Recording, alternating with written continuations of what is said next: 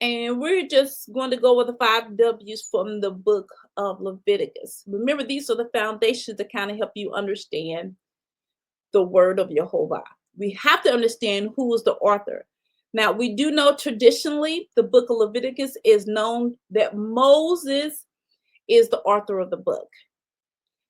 And of course, you will read in Leviticus chapter 1 where it says Jehovah called Moses and spoke to him from the tent of meeting.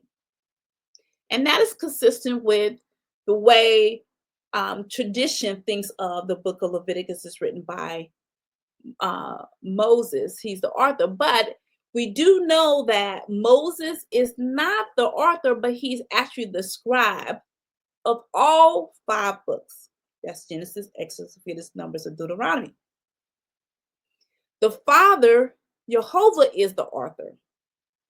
Moses wrote down the words that proceeded out of the mouth of Jehovah. And those, again, is what we find and we read about in those first 5 books there. Now, to whom? Leviticus is primary for the Israelites and those who had joined in then and now. This is still foundation for you now. He did not give this written information for no reason at all. This book did not last for thousands of years for no reason at all. Remember, we had discussed in the introduction that we're all called to be priests in the introduction of last week. Many of us are not of the bloodline of Aaron, and we will not work in the tabernacle when the king returns and when it's rebuilt. We will not. But we will have our own duties. And that's something to keep in mind on what you are going to be doing. Because even in the Brit Hadashah, we're all called, not just Israelites, but those who join in. We're a family together. So we're all called to do the work. What is your job going to be then? I don't know. I wouldn't even worry about then. I will worry about now and do what I'm called to do. The purpose he called me, whether it's a teacher, prophet, the 5-fold ministry, apostle, whatever your role is called, go for it.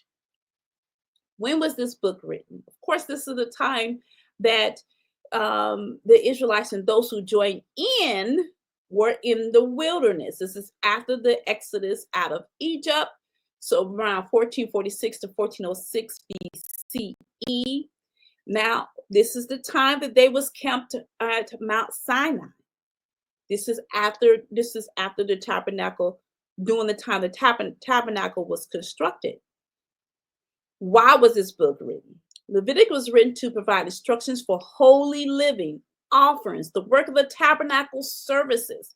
It focused on how the Israelites, again, those who joined in, could approach a holy Elohim, maintain purity, and live as a distinctive nation under his covenant. This is not only for the priests, this is for the entire congregation. And this is one reason why people stay away the book of Leviticus, because it's taught that it's for the Levites. It is taught for the Levites, but it is not. It is for the congregation. It's for everyone. The priests, it's the men, it's the women, it's the children, and the strangers and the community. This is what it is written for.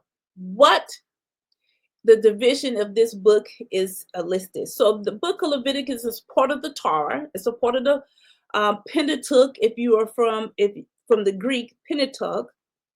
That comprises of the 5 books of the Bible. Again, that's Genesis, Bereshit, Exodus, Shemot, Leviticus, Vayikra, Numbers, Bamidbar, and Deuteronomy, Devarim. From the foundation of the scriptures and the traditional attributes to Moses, we have these 5 books because Moses scribed those from what the Father has spoken. This is the 3rd book. It is a continuance of the Torah. It's not separated from the Torah. It's a continuance in its placement after the tabernacle was placed.